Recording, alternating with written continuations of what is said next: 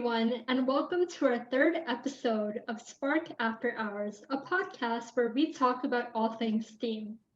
My name is Nicole, and I will be your host for today.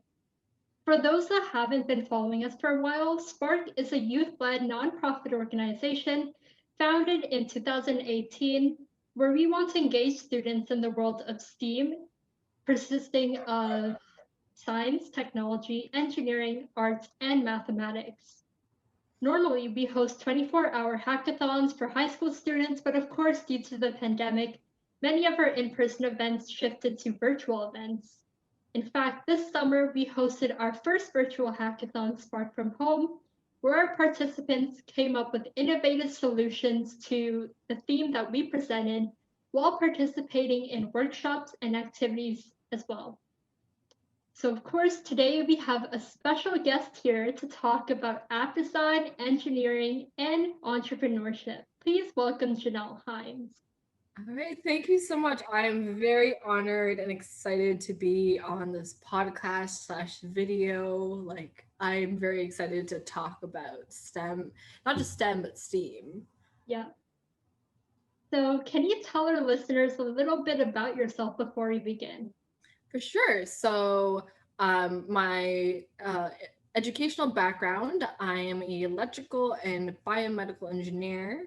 So I went to McMaster. For anyone who might not know where McMaster is, it's in Hamilton, which is about an hour and a half away from Toronto, all depending on traffic. I really loved it there because the program was like kind of a mixture where we got all the requirements for electrical engineering, so understanding how electricity works, circuits, understanding electromagnetism. But we also had a lot of courses in what we would call biomedical engineering, specifically still focused on the electrical side. So biomedical, when you combine and look at biomedical electrical engineering, it meant looking at things like MRIs, which, again, is electromagnetism, looking at prosthetics, to looking at other medical imaging. So basically anything you can think with the body and has to do with electricity. So pacemakers was a big one. So we look at not only and we had to take some, basic biology and chemistry courses so we understood how the human body worked. And one thing I just want to say is when people are here biomedical engineer, biomedical engineering really was the application of various different types of engineering, just focused on either the human body or something related to biology. So there's biochemical engineering, which also then would look at how you process different. So like looking at, for example, we can't just put anything into the body. So biomaterials, biochemical, would look at for pacemakers, which materials do you put into the body, and how would they react? How long would they last in the body? Yeah. Like you said, of course, biomedical engineering is a great integration between medicine, health science, and engineering. So, for anyone who's sort of debating which one to go into, of course, this is a great option for university and beyond. So, I'm curious to know what really got you interested in electrical and biomedical engineering. Yeah, so I've told a couple people this story. So when I was in high school, this is grade 10. Like I remember this like day so clearly. I was on howstuffworks.com and I was checking how printers work, which is actually very fascinating. And I never would have assumed that's how a printer works, like at all. And on the side, there was this picture of a robotic arm. And I was like, ooh, that looks interesting.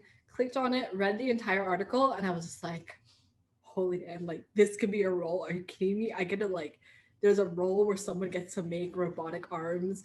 And something that always had touched me growing up was watching people that lost, use of their limbs, whether it was a birth defect or they lost it through an accident. Like the War Amp video, the commercials used to like want to make me cry. And I was like, oh my God, this would be so perfect. I really loved, I did notice at that time already, it was really clear already by grade 7 that I love technology. Like give me, and I mean, everything from computers. When I got a used computer when I was younger, instead of like going on the internet and just like, browsing different websites, I was like, how does this computer work? Let me go into like all the different settings. But I also really loved physical things, like give me a Phillips screwdriver, and I'm like, cool, let me go fix something. So I kind of already knew I wanted to like work something within tech. And at that time, didn't really know much about computer science. Like STEM wasn't really being talked about in the way that it is being talked about today. Saw this article and was like, yes, I want to do this. But I was devastated because whatever they called I can't remember what they called it, but it was bio something else. And when I searched it up for like tried to look for universities in Canada, nothing came up. It was like something in the Slavic countries and one or two schools in the U.S. And I was like devastated. I went and talked to my grade 10 science teacher and told her about it. And she's like, "Have you tried biomedical engineering?" Searched it up. I'm like, "Oh my god, that exists here in Canada." So one recommendation I always say is like, a lot of times we don't know what we don't know. So if you are stuck on something, like always ask someone else, like they might know the answer, or they might even give you a question, like a prompt that makes you think about it in a different way, and you can search Google in a way that maybe you weren't searching the right term before. Yeah, I think it's like really important to know where your passions lie well in advance before you figure out really what you want to see yourself doing for the rest of your life. And it's okay if that's not what you end up doing because everything is a learning process. And I know that you have a background in electrical and biomedical engineering, but throughout that, you also gain a strong interest in app design and programming. So, what really interested you in this other sector or field? Sure. And I think the point you brought up a great point that, definitely know where your passions lie. And I think focusing on your passions is way more than like, what is the specific job role? Because so many jobs are being created that didn't exist sometimes by the time you're going to be finished. Because when I was in grade 10, um, would have meant I think the iPhone was out for maybe a year or two. And like, so it wasn't like popular yet. It was still like a very inaccessible, expensive device. But by the time I had finished high school, I already started noticing that, cell phones started becoming more popular and mainstream. Um, and basically, when I went to university, I was already had learning some programming language.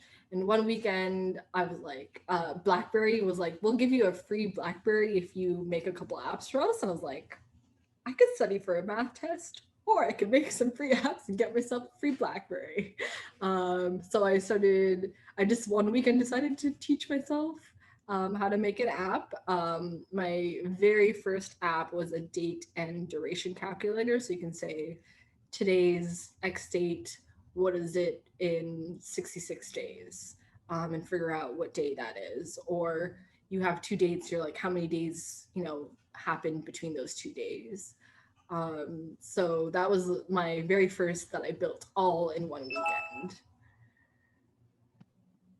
Yeah, that's definitely a BlackBerry. I mean, that sounds pretty engaging and something that I would probably want a free phone if I were to create apps and really get to know my passions through that. So of course, with app design comes a lot of programming. So I'm sure that you have many programming languages that you especially use for app design. So can you tell us a bit about what programming languages go into app design and which ones are really useful? For sure. So I really a big problem with choosing programming language is actually kind of choosing what device or what type of app you want to make. So if you want to do Android, which is the first one that I made and the one that I'm most comfortable in. And even yesterday, I got a request from someone saying like, "Hey, do you want to come and be an Android developer for me?" So I learned Java. Java is kind of runs. So Java is another very popular programming language. I had already started learning that a little bit before I started making the app. So that day it wasn't like I was learning how to do Java and learning how to do Android. It's more just focused on how do I apply Java to Android. So if you wanted to, for example, do on iOS, It used to be, I'm gonna feel bad if it's either C sharp. I feel like it was C sharp or C. I feel like it was C sharp. I might be wrong, honestly.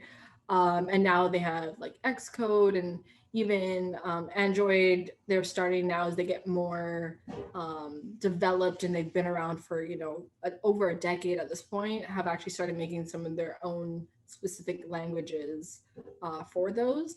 But the one that I suggest a lot of people when they want to get started is a lot of people already started learning how to make websites. So learning HTML, CSS, and JavaScript. So not Java, JavaScript. Is that you can make what they call like cross-platform or web apps. So it's basically making a website, but you would design it so it looks like a mobile app. So when someone opens your app, they're basically just opening what looks like what is really kind of like a website. So that's kind of the easy way that I really suggest people to get started. I know that when I was trying to figure out which programming language I should start with first, I had a difficult time choosing which programming language I should get started with because there were so many out there. And so for beginners, what programming language would you suggest for them to learn first before moving on to more advanced ones? Yeah, so I mean, if you're saying start from scratch, like no, not saying like specifically for app design, I would also again suggest JavaScript. I like the idea of when you're learning programming languages, having something that you can physically like see, because there's some like satisfaction you get from being like, oh, I designed this, I can see it, versus if you're doing what they call back end work. So that might be like looking at databases or things on a server. It's not to me as fun. Some people love it by all means, but I think for beginners, learning how to make a website, so doing it from scratch, not using a template. So learning a little bit of HTML, which is kind of, if you imagine it's the frame of the house.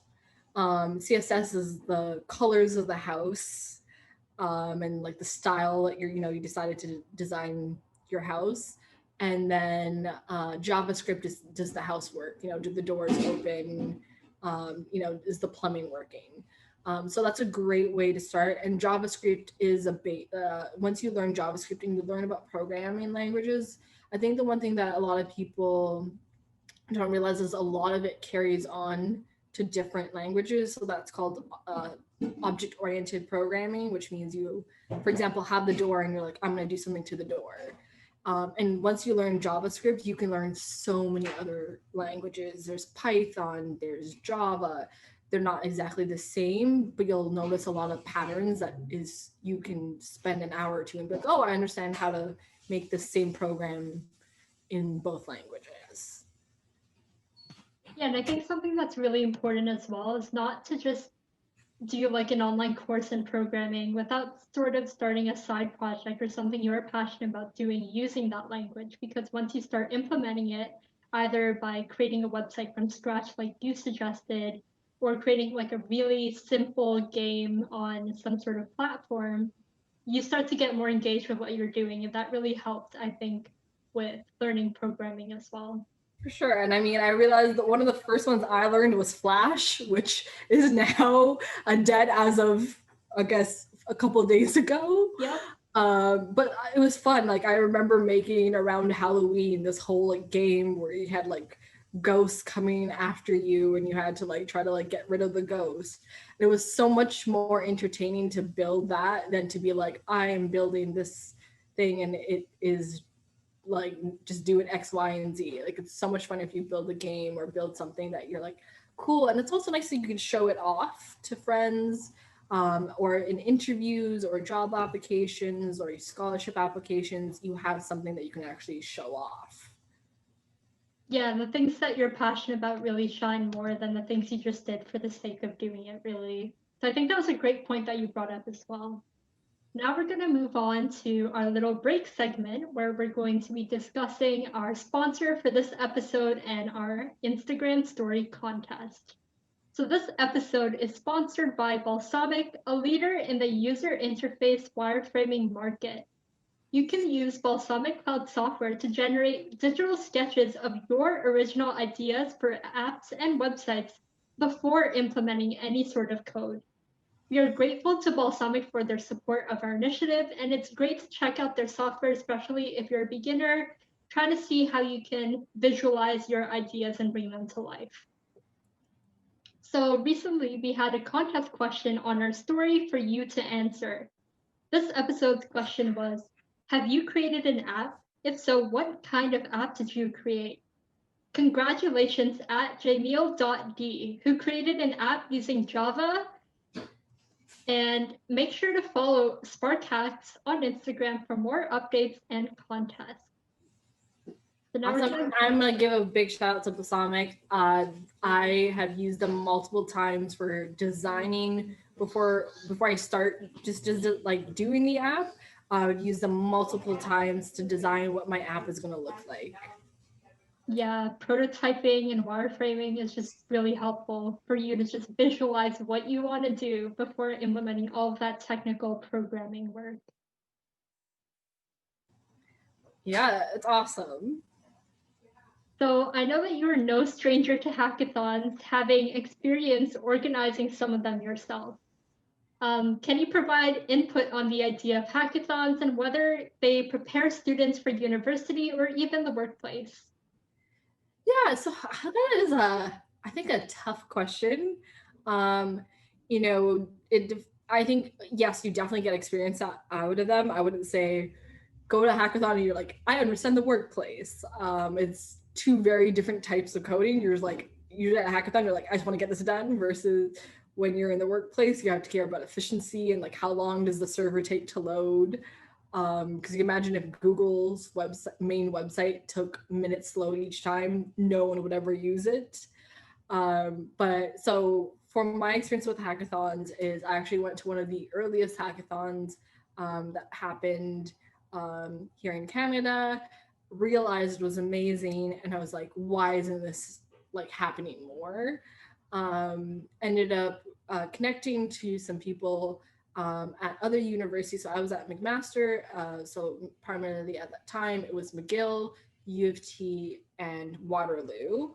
And we all kind of started organizing to have some of the first student-run hackathons here in Canada. And I would say it was such an interesting process because at that time, no one knew what hackathons were. Having to try to convince employers to sponsor you when they like the word hack is just in it was such a great learning lesson for me. Even the school, I had to like go and talk to the main IT one person, be like, please don't ban us from the campus like Wi-Fi. But the one difference is, so I created Hackett which first actually concentrated on helping students go to different hackathons. So we would organize the whole buses and actually go to, at that time, mainly the US because Canada didn't really have a lot of hackathons at that time. And then eventually hosted our own hackathon called Delta Hacks. Do you know what Delta, the symbol Delta, stands for? Change in, for Yes. mainly science. That's what I remember it from. Yeah, change in whatever, thing Yeah. you're talking about. So I very much knew I wanted, talking about passion, that I wanted to make our hackathon a little bit different from other hackathons. At that time, hackathons didn't have themes. Like hackathons were very much supposed to be this creative expression of doing whatever you wanted that weekend. And usually at the university level, it was the entire weekend. So 48 hours instead of 24 hours or 12 hours. And I was like, you know what, I'm going to be different. I was talking to a bunch of people in the US to be a part of there was like a hackathon series, and it was such a difficult conversation, but convinced them to be like, no, this is the way we're going to do it. We're going to have a hackathon where everyone has whatever they make, whether it's a website, an app, or robot. It has to be for the good of society.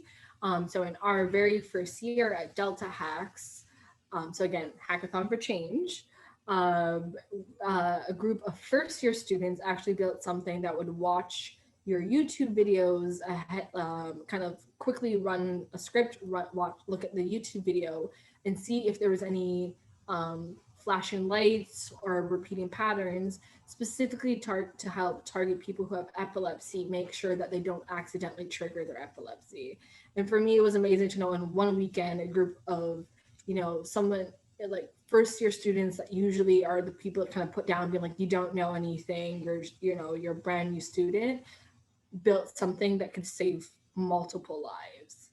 And it was really interesting later on because about a year or two after, there was a big, someone actually wrote a computer virus to particularly target people with epilepsy. So anyone who would have had this would have saved them. So for me, I think it's really cool that hackathons are a great way to build a skill, but also get a chance to give back to society.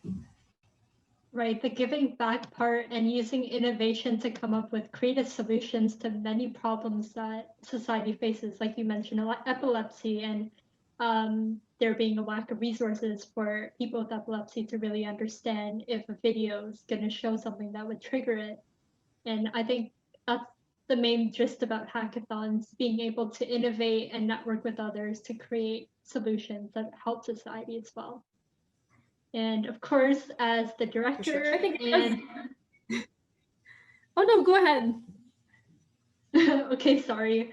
So Janelle is the executive director and founder of Helping Hands. Can you tell us about your organization and what inspired you to create it?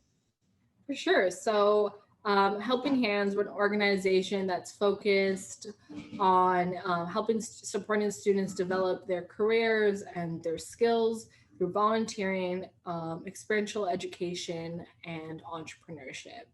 Um, it is both an app and we are like a traditional nonprofit. So we go in, we have workshops, we host fairs, we have mentorship, a lot of like free resources as a nonprofit.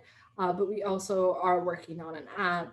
I actually had originally started working on the app first because based on my high school experience, I noticed a lot of people were struggling to figure out where to do their volunteer hours, even struggling to track the hours. I was definitely one of those people that I did my hours and I was like, I don't want to do these little small pieces of paper. Like, no. And I'm referring to, for anyone listening, that's in Ontario, the 40 hours of community service you have to do in order to graduate. And the problem kept bothering me. Like, it was just always in the back of my mind. I would be doing schoolwork and my physics course, and I would be thinking about this problem. And I was like, you know what? Someone needs to solve it. So I started kind of learning. One thing that really spurred me learning app development was eventually to be able to make this app. So we've kind of gone through a couple of different iterations of it, using things like Balsamic to, practice my wireframes, to kind of lay out what the app would look like. But along the way, kind of realized that even though I started with the app, a lot of students kind of needed support, like someone that they can talk to, that would be a mentor for them. So we kind of decided to kind of branch out, and now I have actually a staff of 6 people that work full time at my organization. So can you tell us about any challenges that you faced with starting your organization and how you overcame those challenges? So many challenges. I mean, trying to build an app in the nonprofit space, um, like is beyond difficult. A lot of organizations really don't understand um, the importance of technology. Like they're like, cool, we'll like have a website that people can come and see what our organization's about. But the use of data, even data, like trying to get enough data to be able to do this has actually been the biggest problem. Like designing the app is way easier. Getting enough data to keep the app running is really a primary challenge. And just general trying to start a nonprofit is really difficult. There's, some to hire staff that costs so much money. There's all these little things to do. And for me, I'm really big into equity. So, it's not as simple as us just hosting a workshop and being like, cool, like we did it. Like I make sure that if we host a workshop, we're covering the cost of food. If people need, bus tickets to get there, I'll cover that cost. So it's a lot of fundraising to do. So it's for me, it's really interesting just being on the verge of both the tech world and the nonprofit world, and we don't sit in either. We're kind of between both. Has been both challenging but both very rewarding, because even with the skill set I built up at the beginning of COVID, our organization was a partially remote organization already. Like most of my staff and volunteers already worked from home. So we had a lot of good processes in place. So when COVID started, we transitioned within a day to being fully remote. And I was able to actually spend a bunch of my time helping a lot of other nonprofits transition. Right. So, of course, because of the pandemic, especially, many entrepreneurs are facing unprecedented challenges with operating their business and figuring out how they can continue their work from home. So, what do you think are the biggest challenges that entrepreneurs are facing at this time? I think it's just that things are so different, and that a lot of times the same processes you have in place just aren't going to work. And even little simple things like people who do shipping, Canada Post, and even in the US, shipping is just, the volumes have gone up ridiculously right now. So a lot of times I know people are complaining that their shipment's late and they're blaming the entrepreneur. It's like they can't do anything. They can't make your shipments due. So now they're getting bad reviews, and now it's stressing them out. So I think there's all these little challenges that are just people are facing. But I think the one good thing about STEM is that a lot of those classes do, like, so anyone who goes to STEM, you kind of learn the classes sometimes are a lot. People are very stressed sometimes when you talk to them, especially around exam time. But I think you learn a lot about adversity. When other people sometimes are stressed, I'm like, psh, if I passed engineering, I could do anything. So I think it's helped me out. Yeah, definitely. Well, of course, there are many challenges that come with being a woman in STEM, especially a colored woman in STEM. And do you think you faced any difficulties or obstacles in university or in the workplace being a woman of color in STEM? Sure. I think, there's like both parts, being a woman and a person of color. Definitely, you kind of get this like double whammy, double like edged sword. I remember when that weekend I made that BlackBerry app. I got it. My closest friends knew about it. Like it wasn't like I was going around telling people about it. And I had these two random guys, do not know them. They were in engineering, come up to me and tell me that if I could do it, it must be so easy. Anyone could do it. And they didn't say it in this like nice way to be like, oh, like it was the easy thing. It was very much putting me down, being like you aren't really capable of doing stuff. And I've had guys be like, I was very fortunate because I was an early app developer. A lot of companies were interested in me for co-op, and this is like before, again, at this time, like app development was not a thing students were doing. So I stood out on my resume, and I had people say, oh, you only got this interview because you're a Black woman. And I'm like, how do they know I'm a Black woman from my resume? Nothing on my resume says that. So, I've had a lot of people just think that my success is, I've had like both ways, like where people think everything I've gotten has just been because people feel bad for me or something. And I'm like, no, I've worked hard for everything I've gotten. I've also had people walk in, especially as an entrepreneur, I'm very young. I've had people, so I usually a lot of times I'm the youngest person a lot of times when I go to events, that I've had people be like, whose assistant are you? Or like, who's, are you like, or at tech events, I've had multiple people think, oh, I'm just here as a designer. And I'm like, nothing wrong with that.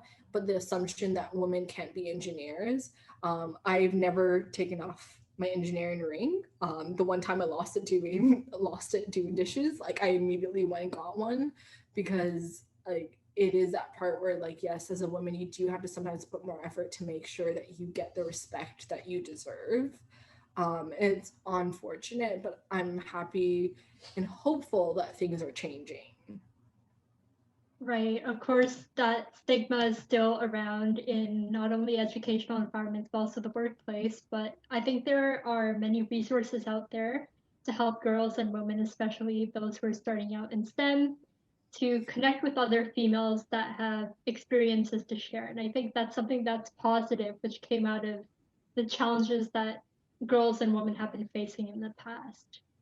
For sure. There's definitely so many resources Yeah. out there, and I'm pretty sure you guys provide amazing resources. And if anyone ever has any questions and wants to message me, by all means, by the way, social medias on here, they can feel free to reach out, and I can always provide different resources that I know about. But again, I think I would love to speak to, the non-women that are listening to this and be like, it's also on you to make sure that when you hear someone saying a sexist joke, or you see that a classmate in a group project isn't getting the credit they deserve for doing the group project within the group project, that you actually speak out about that, because the problem with women isn't that women aren't capable, it's that we're not being recognized as being capable.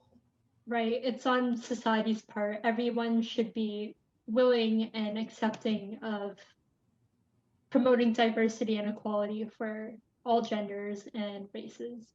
For sure.